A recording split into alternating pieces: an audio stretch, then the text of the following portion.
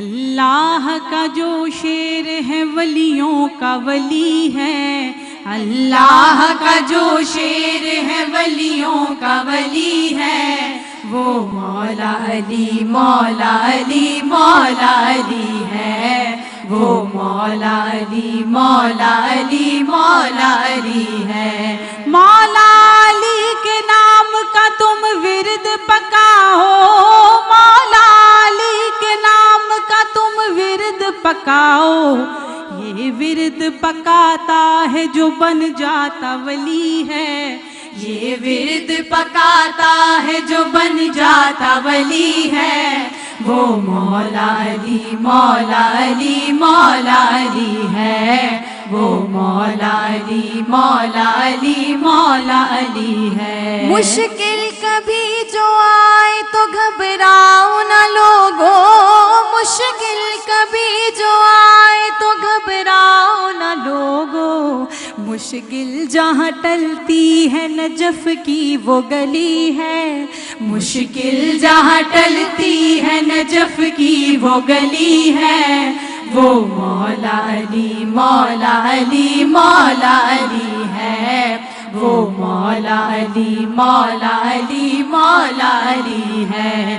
کیا شان پوچھتا ہے تو بنتے رسول کی، کیا شان پوچھتا ہے تو بنتے رسول کی، حسنین کی اماں ہے وہ زوجائے علی ہیں، حسنین کی اماں ہے وہ زوجائے علی ہیں، وہ مولا علی مولا علی مولا علی ہے، وہ مولا علی مولا علی مولا علی ہے۔ مشکل کبھی جو آئے تو گھبراؤ نہ لوگو، مشکل کبھی جو آئے تو گھبراؤ نہ لوگوں، مشکل جہاں ٹلتی ہے نجف کی وہ گلی ہے، مشکل جہاں ٹلتی ہے نجف کی وہ گلی ہے، وہ مولا علی مولا علی مولا علی ہے،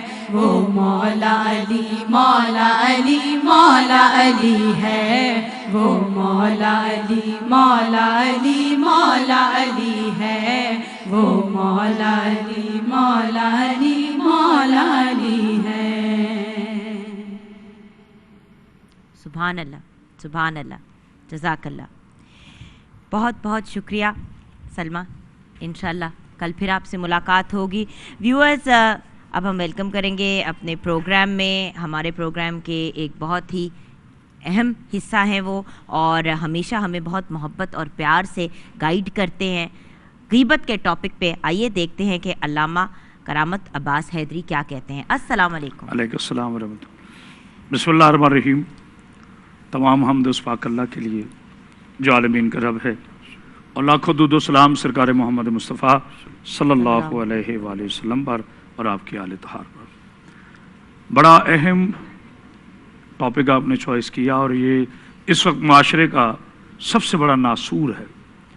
جناب ختمی مرتبہ میرے آقا کا فرمان اقدس ہے کہ غیبت کرنا، ایک بندے نے سوال کیا یا رسول اللہ غیبت کیا ہے؟ تو آپ نے فرمایا کیا تم یہ پسند کرو گے کہ اپنے بھائی کا گوشت نوچو اور مردے کا گوشت نوچو؟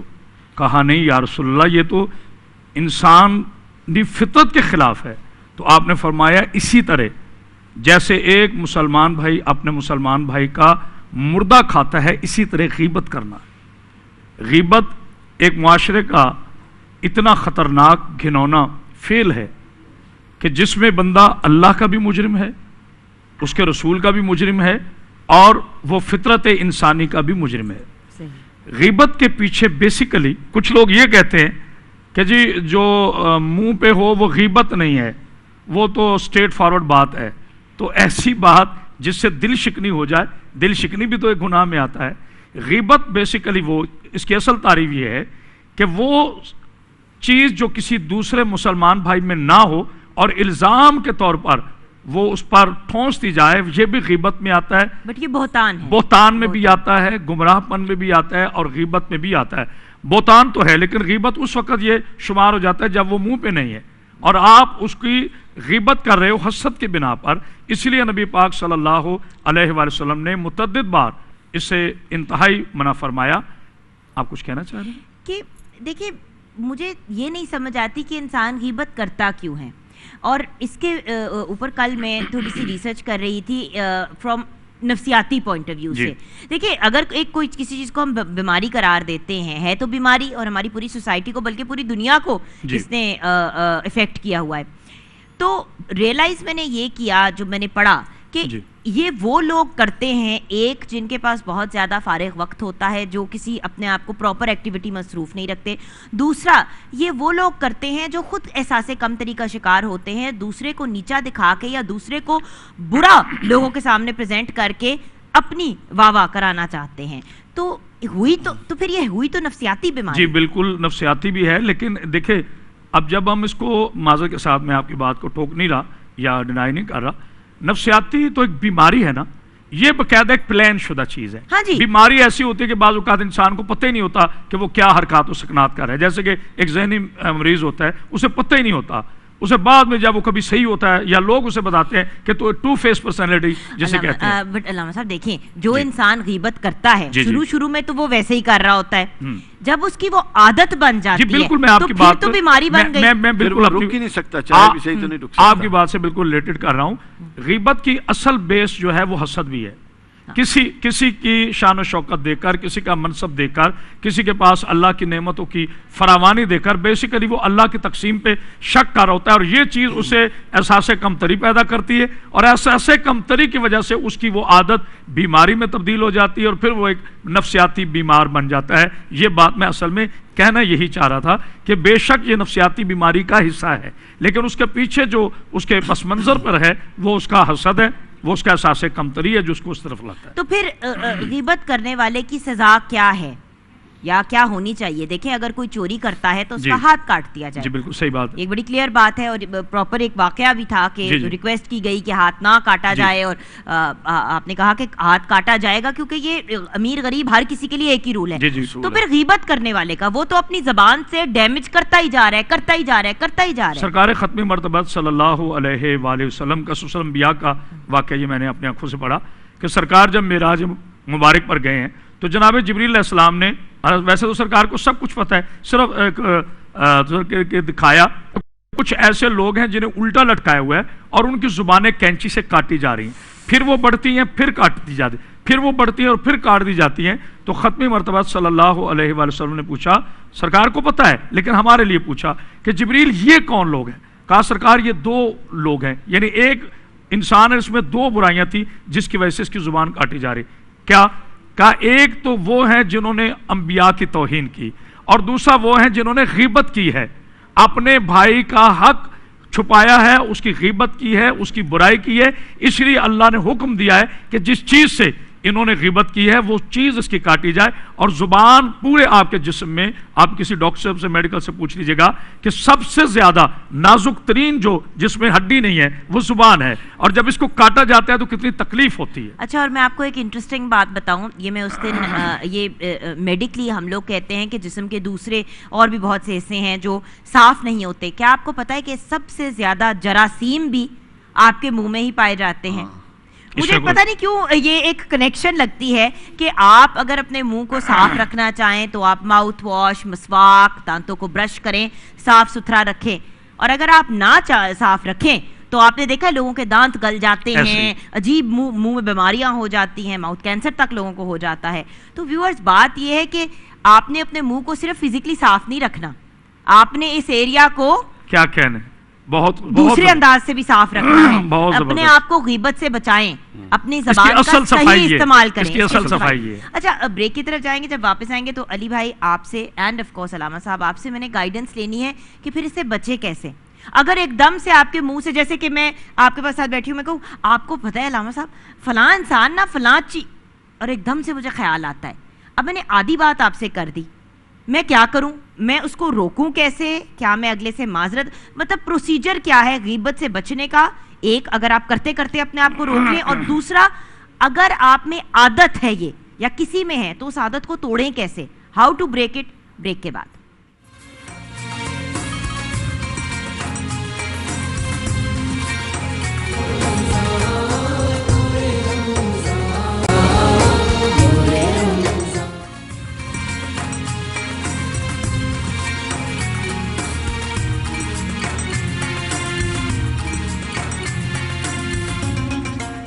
Welcome back from the break viewers. आप देख रहे हैं अलनूर ऑर्चर्ड प्रेजेंट्स नूरे रमज़ान. व्यूअर्स अब आप देख रहे होंगे कि शेफ़ अनम जो हैं इस वक्त हमारे लाइफ बॉय के हैंड वॉशिंग के पॉइंट पे हैं और वो अपने हाथ धो रही हैं लाइफ बॉय हैंड वॉश के साथ, जो करे आपकी हिफाजत कोरोना वायरस जैसे जरासीम से. लाइफ बॉय हैंड वॉश और सोप से हाथ धोते रहें, ये लड़ता है कोरोना जैसे ख़तरनाक जरासीम से. जब आप मीट को हैंडल करते हैं, चिकन गोश्त वगैरह को, तो मीट प्रिपेयर करते वक्त जर्म्स जो है वो बहुत ईजिली ट्रांसफ़र हो जाते हैं एक से दूसरी चीज़ पे. इसलिए सबसे पहले अपने हाथों को लाइफ बॉय हैंड वॉश से वॉश करें और ये देता है जरासीम से आपको 99.9% प्रोटेक्शन. इसके अलावा अगर पानी अवेलेबल ना हो तो हैंड सैनिटाइजर, लाइफ बॉय का हैंड सैनिटाइजर जरूर इस्तेमाल करें. अस्सलाम वालेकुम शेफ़ अनम. वालेकुम अस्सलाम. कैसी हैं आप? मैं भी ठीक हूँ, आप कैसी हैं? आपने कहा मैं भी ठीक हूँ, मैंने अभी आपको नहीं बताया कि मैं ठीक हूँ कि नहीं. नहीं, मैंने कहा पूछे मैं मुझसे कि मैं कैसी हूँ. कैसी हैं आप? मैं बिल्कुल ठीक हूँ, थैंक यू फॉर आस्किंग. अच्छा, अब इससे ज्यादा मजाक की इजाजत नहीं है, तो मेन्यू हमारा आज का क्या है? आज हम बनाने जा रहे हैं स्टर फ्राई नूडल्स बनाएंगे, उसके साथ जामे शीरी का आज हम गोला बनाएंगे मगर इलायची शरबत के साथ.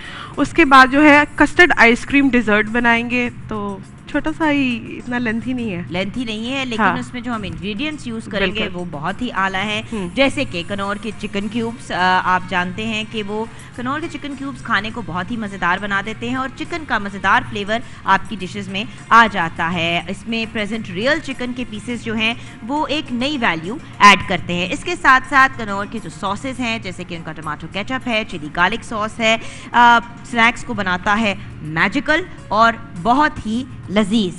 इसके साथ ही मैं हेलमंड्स मेयोनीज की बात करना चाहूँगी, जिसको अगर आप कंबाइन कर दें चिली गार्लिक सॉस के साथ या कनौर के केचप के साथ तो बहुत ही मज़े का कॉकटेल सॉस बन जाता है. और वैसे भी ये रियल एग्स से बनाया जाता है and it is extra creamy. It makes your burgers, fries and sandwiches super delicious. Try हेलमंड्स to add a twist to your इफ्तारी इन रमज़ान. अच्छा, डालडा कलौंजी कनोला, ये पाकिस्तान का पहला कुकिंग ऑयल है जो खानों को देता है कलौंजी की इम्यूनिटी.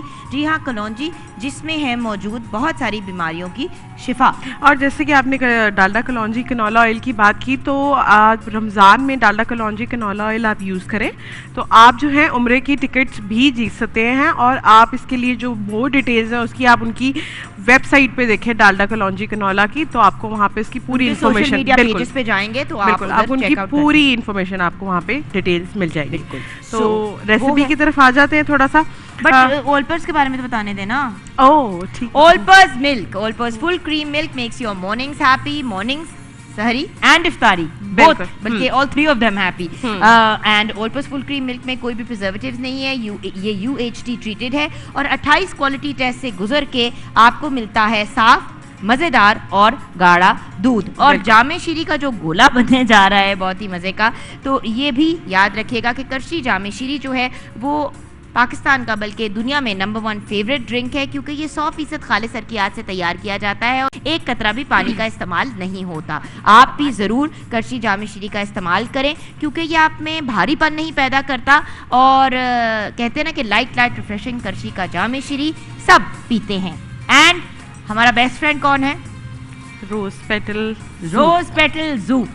और वो इसलिए क्योंकि आप फ्राइड फूड जब बनाते हैं और आपने उनको जब ड्रेन आउट करना होता है तो आप यूज़ करें रोज पेटल सूप. बेहतरीन किचन टावल है और अप टू 260 कैलोरीज अब्जॉर्ब कर जाता है. इनकी फेवरेट लाइन है, मैं हर रोज बहुत खुशी बोलती हूँ. अच्छा, अब बताइए. अच्छा जी, क्योंकि हम ऑलपर्स की बात कर रहे थे तो ऑलपर क्रीम की, तो पहले हम डिज़र्ट की तरफ चले जाते. तो डिज़र्ट में आज हम कस्टर्ड आइसक्रीम डिज़र्ट बना रहे हैं. तो कस्टर्ड बनाएंगे सिंपल, पहले उसमें ऑलपर क्रीम ऐड करेंगे, उसके बाद उसमें कॉकटेल फ्रूट्स जाएंगे, कुछ पाइनएप्पल्स ऐड करेंगे उसके अंदर, और उसके बाद उसकी गार्निश करेंगे ऑलपर क्रीम के साथ और थोड़ी सी ही उसमें वनीला आइसक्रीम ऐड करेंगे. उसके बाद जो है जामे शीरी का जो हमारा गोला बन रहा है वो बर्फ़ को हम अच्छी तरीके से क्रश कर लेंगे. उसके ऊपर थोड़ा सा कंडेंस मिल्क ऐड करेंगे, उस पर थोड़ा सा ऑलपर की क्रीम ऐड करेंगे और ऊपर से इलायची शरबत के साथ उसको गार्निश करेंगे. अमेजिंग. बाय द वे, आप इलायची के शरबत के साथ भी बना सकते हैं और बिल्कुल जामे शीरी से भी जामे शीरी के साथ भी बना, बल्कि दोनों डाल दें तो बड़ा मजे का कलर दोनों के जबरदस्त कलर आ जाएगा. अच्छा, लास्ट रेसिपी बाद में लूँगी, ठीक है, क्योंकि अब हमारे मेन स्टेज पे आ चुके हैं हमारे मुल्क के मारूफ नात ख्वां, एक ऐसी पर्सनैलिटी जिनके बारे में जितनी भी तारीफ़ की जाए کم ہیں، ایک بریلینٹ نعت خواں ہیں، ایک بریلینٹ ہوسٹ ہیں اور میرے بہت ہی پیارے بھائی ہیں. آف کورس ہمارے ساتھ شہزاد حنیف مدنی صاحب ہیں. السلام علیکم مدنی بھائی. وعلیکم السلام ورحمۃ اللہ وبرکاتہ. اور اب ہم جب مین سٹیج پہ آ گئے ہیں تو میرے ساتھ بیٹھے ہیں ایک ایسی شخصیت جن کا نام ہی کافی ہے اور باقاعدہ لگتا ہے کہ ہم وہ جو کہتے ہیں نا کہ ایک ایڈورٹیزمنٹ بھی بن سکتی ہے ان کے نام سے کہ سید قاسم علی شاہ نام ہی کافی ہے literally because he is such a brilliant personality the king of our show. السلام علیکم. وعلیکم السلام جوکن بہت بہت شکریہ جی. آج ٹاپک غیبت کا تھا. ازرہ مذاق ویسے ہم کہہ رہے تھے بریک میں یہ کرنے والا کام ہے اس کو ڈسکس تو نہیں کرنا چاہیے لیکن اللہ تعالیٰ ہمیں بچائے. بہت بڑا گناہ ہے. یہاں تک مطلب جو روایت میں ملتا ہے کہ یہ زنا سے بڑا گناہ ہے اور اس معاشرے میں جس میں ہم رہ رہے ہیں اس میں غیبت اتنی کامن ہے. زیادہ دکھ کی بات یہ ہے کہ لوگوں کو یہ شعور ہی نہیں ہے وہ غیبت کر رہے ہوتے ہیں. ان کو پتہ نہیں ہوتا. دو چیزیں میں نے بہت زیادہ بڑھتی دیکھی ہیں اور یہ کچھ سالوں میں تو حد ہو گئی ہے سماجی برائیوں کی شکل میں بھی دیکھا جائے. ایک غیبت ہے. غیبت کا مطلب یہ کہ اگر کوئی ایسی برائی جو کسی میں پائی جاتی ہے, کوئی نقص پایا جاتا ہے, کوئی کمزوری پائی جاتی ہے اور آپ اس کی غیر موجودگی میں اس کو بیان کر رہے ہیں.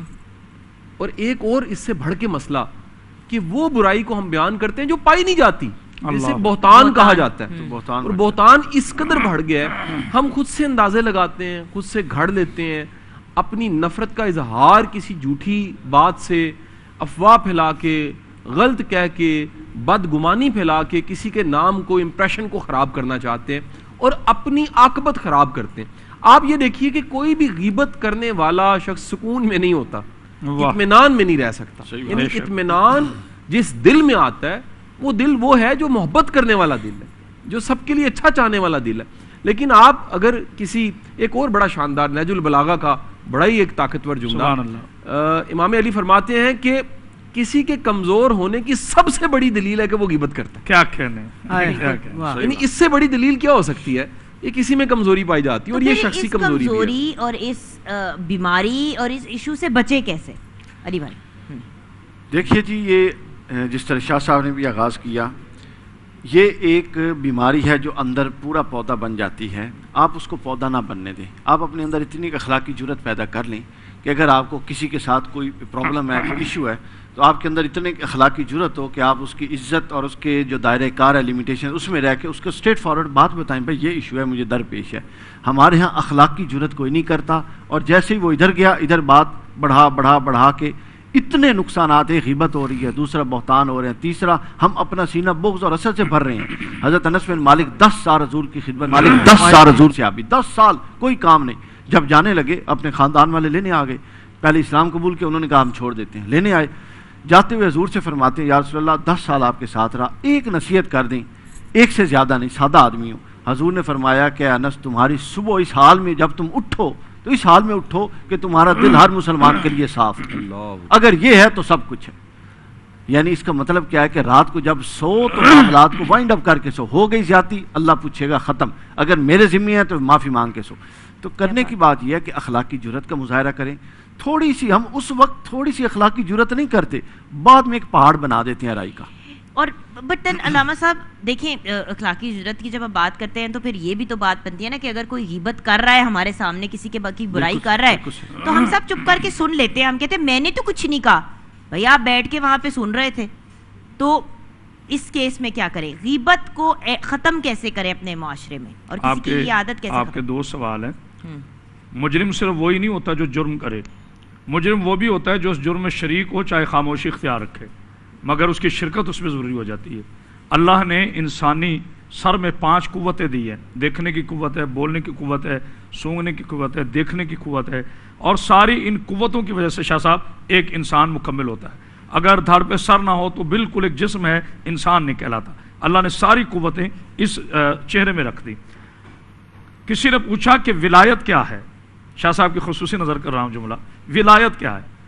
تو صوفی نے کہا کہ ولایت یہ ہے کہ اچھا دیکھنا, اچھا بولنا, اچھا سننا. اس نے کہا حضور مجھے سمجھ نہیں آئی. کہا اچھا دیکھنے سے مراد یہ ہے کہ جب رشتوں کے تقدس کو آپ اپنی نظروں کو تقدس کے مطابق دیکھو گے تو یہ اچھا دیکھنا کہلائے گا. اچھا سننا یہ ہے کہ صرف کسی کی اچھائی سنو, غیبت نہ سنو, یہ اچھا سننا ہے. اور اچھا بولنا یہ ہے کہ کسی کو اصلاح کرو، اس کی دل شکنی نہ کرو، یہ اچھا بولنا ہے۔ یعنی جو ولایت ہے وہ بھی اللہ نے ان چیزوں پہ منحصر کر دی۔ عبادت اللہ کی ہے، اس میں کوئی شک نہیں ہے کہ وہ غفور الرحیم ہے، وہ قادر ہے، وہ بخشنے والا ہے، لیکن انسان کو کاوش ضرور۔ اب یہ آپ کے سوال کی طرف آتے ہیں کہ اس کو کیسے چھوڑا جائے، اس کا کیا حل کیا ہے؟ اس کا سب سے بڑا حل ہے، ایک جملہ ہدیہ کر رہا ہوں، بعض اوقات ایک سطر میں 70 مضامین پہ بھاری ہو جاتی ہے قاضی صاحب، اور وہ یہ ہے کہ جو صاحب غیبت کے ماننے والا ہے وہ غیبت نہیں کرتا۔ اللہ ہمارا سامنے دکھائی نہیں دیتا، لیکن ہمارا یقین ہے کہ وہ پوری کائنات کو دیکھ رہا ہے، وہ میرا مالک ہے۔ تو غیبت کا ماننے والا وہ ہوتا ہے جو کسی کی غیبت نہ کرے۔ جس طرح اللہ ہمیں پردہ غیبت میں میرا اللہ دیکھتا ہے، اسی طرح ہمارے ہر افعال کا اللہ گواہ۔ اور یہ جو اعضاء جن میں نے بات کی ہے، پوری دنیا میں جب تک ہم ظاہری جسم کے ساتھ زندہ ہیں، مدنی صاحب ہم بولیں گے، لیکن قیامت کے روز ہم نہیں بولیں گے، ہمارے اعضاء بولیں گے۔ مطلب میرے خلاف میرے ہی اعضاء جب گواہ بن جائیں گے تو اب مجھے اپنی جان بچانے کا کوئی رستہ نہیں رہے گا۔ اس سے پہلے کہ اللہ کی عدالت میں اپنے آپ کو مجرم ٹھہراؤں، اللہ نے مجھے عقل دیا ہے اور عقل کے ساتھ شعور دیا ہے۔ یہاں ایک جملہ بڑا نفیس ہے کہ عقل اور شعور میں کیا فرق ہے۔ پانی مجھے پینا ہے، یہ عقل ہے۔ شعور کیا ہے کہ کیسے پینا ہے، برتن سے پینا ہے، نل کے نیچے لیٹ جانا ہے۔ تو اللہ نے حضرت انسان کو شعور عطا کیا ہے۔ عقل جانور میں بھی ہے، مگر شعور اللہ نے حضرت انسان کی وراثت میں رکھا ہے، اور اس شعور کو اجاگر کریں۔ اور شعور تب اجاگر ہوتا ہے جب ہم سے حسد کینہ نکل جائے اور خالصتاً دوسروں سے محبت کرنے کا جذبہ پیدا ہو تو غیبت نہیں رہے گی۔ اچھا، اس میں ایک اگر اجازت ہو تو ایک آخری جملہ میں ایڈ کر دوں۔ قرآن مجید نے جہاں پر یہ غیبت کا حکم دیا، یہ بڑا اہم ہے۔ اس سے پہلے قرآن نے 4 چیزوں سے روکا کہ ٹو نہ لگاؤ دوسروں کی باتوں کی، تجسس نہ کرو، دوسروں کی باتوں کے پیچھے نہ پڑو، اور دوسروں کی باتوں کے متعلق خود گمان نہ کر لو کہ وہ کیا کر رہا تھا۔ اس کے بعد کہا کہ غیبت نہ کرو۔ ویورز، یہاں پہ ہم اپنے اس گفتگو کے سلسلے کو کلوز کریں گے۔ بہت بہت شکریہ ہمارے اسکالرز کا، تھینک یو سو مچ۔ ہم جائیں گے بریک کی طرف۔ بریک میں جاتے جاتے وہی کہوں گی جو نانو کہتی تھی، ایک چپ 100 سکھ۔